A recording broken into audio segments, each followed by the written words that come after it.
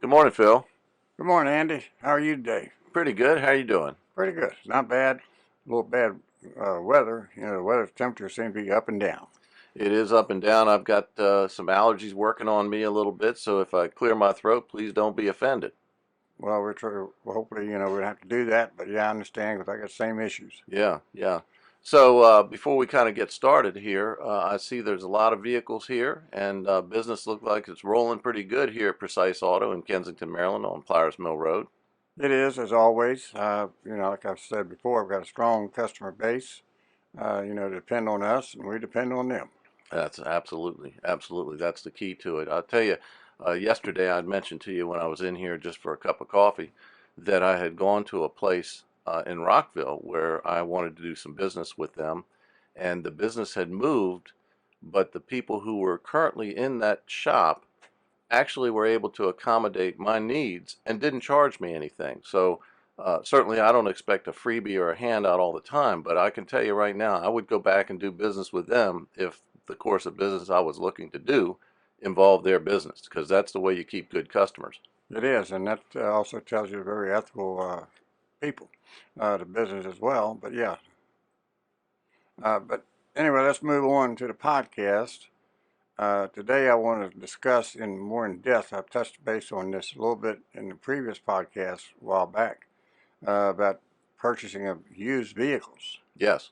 And with the prices of vehicles today, it's a much bigger cost to the consumers. And the importance of this is if you're going to buy a used car, I don't care who it is, dealerships, used dealership, uh, private individuals, it's in your best interest to find a shop that you can count on, depend on, whether it's Precise Auto or not. If you're out of the area, uh, to have that car checked, because there's so many hidden factors in these used cars. And in the state of Maryland, as you're aware, and I am, to get one through the state inspection is a very thorough inspection. And if it's got leaks, rust, any of those types of issues, they're going to fail it. So if you purchase it, and let's say it's got an oil leak, and it could be a major, it could be minor, they're going to fail it. Once they fail it, you have 30 days to do the repairs, get it corrected, in order to get tags. So it can be very costly. Excuse me, and I learned this years ago because I'm out of Virginia. And when I came into Maryland years ago and got acquainted with the Maryland inspection, I said, man, they just look for whatever they look for to fail it. And the rules and guidelines of shops, like I had years ago, I did state inspections. But the state inspector, his license overrides mine. So if you got something minor going on, you think, well, shoot, you should be able to overlook that. Uh, but no, uh, they have the power, so I got out of that Mm-hmm. because of most of the inspectors, when they have that license, they know that theirs overrides the owner's. So it puts you in a different position. So what I do is I don't do the inspections here, but I know who does. I have them inspected and then take it from there. Yeah, yeah. Give you an example, if you got a fender that's got you got side swiped on it, it's got a little bit of damage, but if there's any open metal, they will fail that Mm-hmm. due to the fact if a child walks past it or anyone and cuts themselves. So that can be very costly when you get into body work. Then you got the issues where I've come across the vehicles where they're clean. One of my customers going to buy it from a dealer, 13,000 miles, like a new car. Mm-hmm. And I kept insisting that she bring it in and have it checked. And she was going to buy it. Called me. In fact, she called me from the dealer and said she's going to buy it. And I said, no. I said, I wouldn't do that. And I'd already turned down two, rejected them from the same dealer. Mm-hmm. And she called me on the phone and says, Phil, I found the perfect vehicle for my son. and I'm going to buy this thing. I said, no, don't do that. Well, it's only got 13,000 miles, like a brand new car. I said, Sheila, I said, you need to bring that car down here. I got one here sitting that had failed. Told you not to buy it. Swap out. Bring it Mm-hmm. here. And she did. She rolls up, and this is, I think it was like in August, real hot. She rolls up, pulls up into the shop. She had all door windows down, sunroof up. And I asked her, I said, how's the vehicle? Oh, she said, it's great. So she was getting ready to leave, go get any other vehicle and take it back. And I looked at her and I said, Sheila, did you notice anything unusual? She said, well, now you mention it, had a peculiar smell Mm-hmm. when she first got in it. I said, okay. And I went over and opened up the right rear door. And as soon as I opened the door, I seen this like sweat on the rocker inside where the door frame is. And I knew then that car had been in a flood. Mm-hmm. So I had my guys get it up in the air and check that car out. And that car had been in a flood all the way above the top of the engine. Wow. If she had bought that vehicle, she would have had so many electrical problems. Car looked good, ran good, but when you're dealing with all these electronics, and that was back in, I think that was in 14 or 15. Mm-hmm.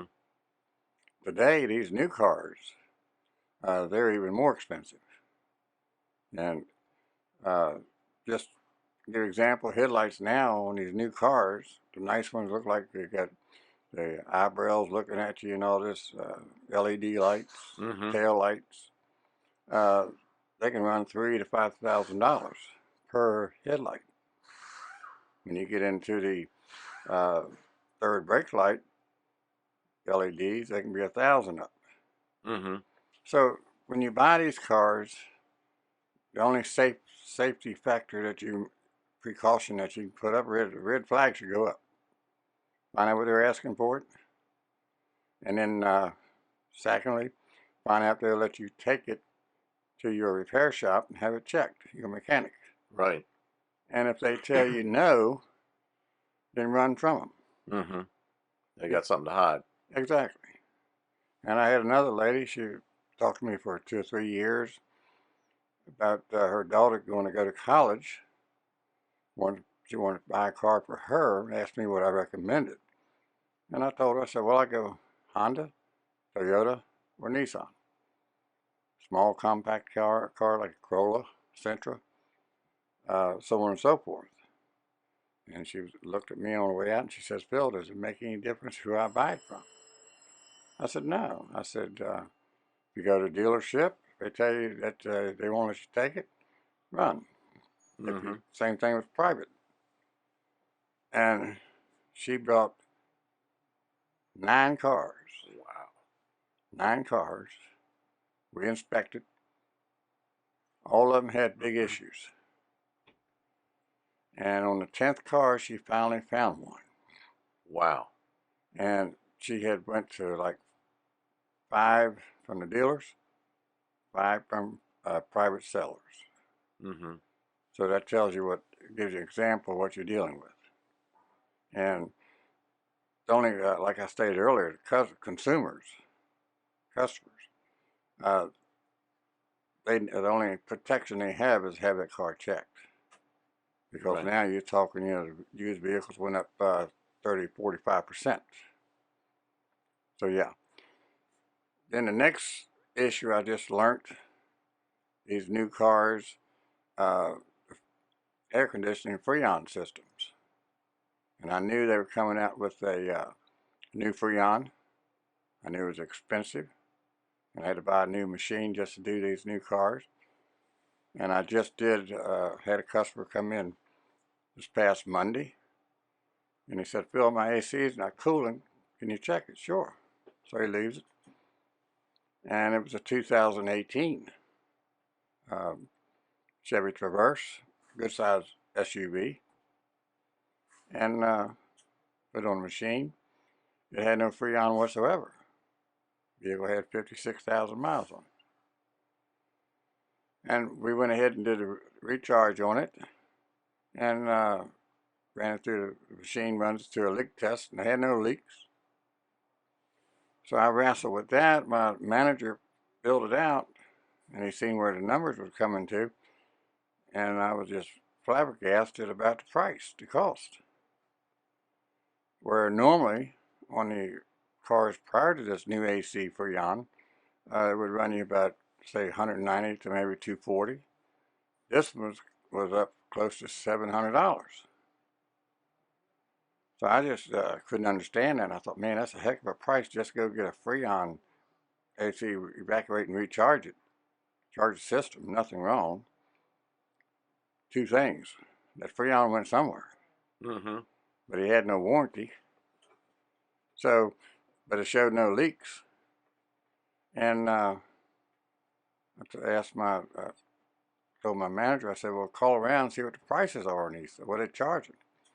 And the dealerships are anywhere from 700 and up. Hmm. So I worked with the numbers, and I hated to do it, but I had to charge him $550 just to evacuate and recharge his air conditioning. Wow. So shortly thereafter, I'm talking to another customer next morning, and I was telling him, about these new cars and that AC and everything else.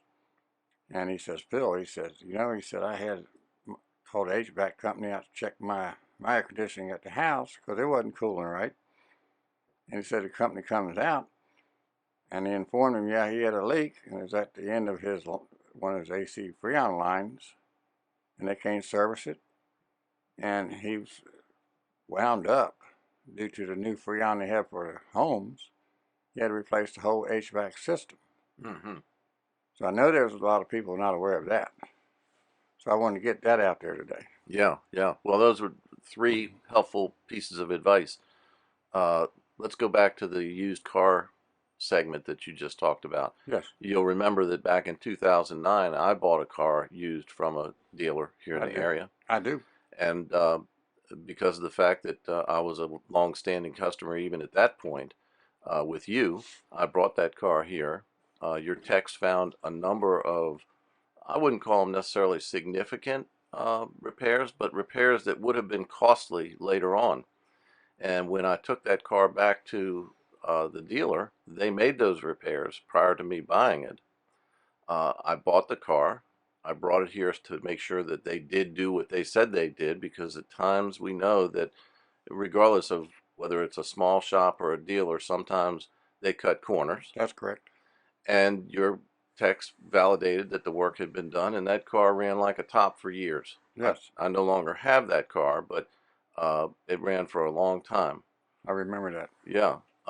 And with regard to the air conditioning, uh, I had my system checked this past year, and the tech who came out to check my system told me that when it ran out of Freon, they would no longer be able to charge it, and we would have to replace it. Now, we have not encountered that yet, Right. but we're prepared for it should that occur in the Yes. near term. So, good pieces of advice.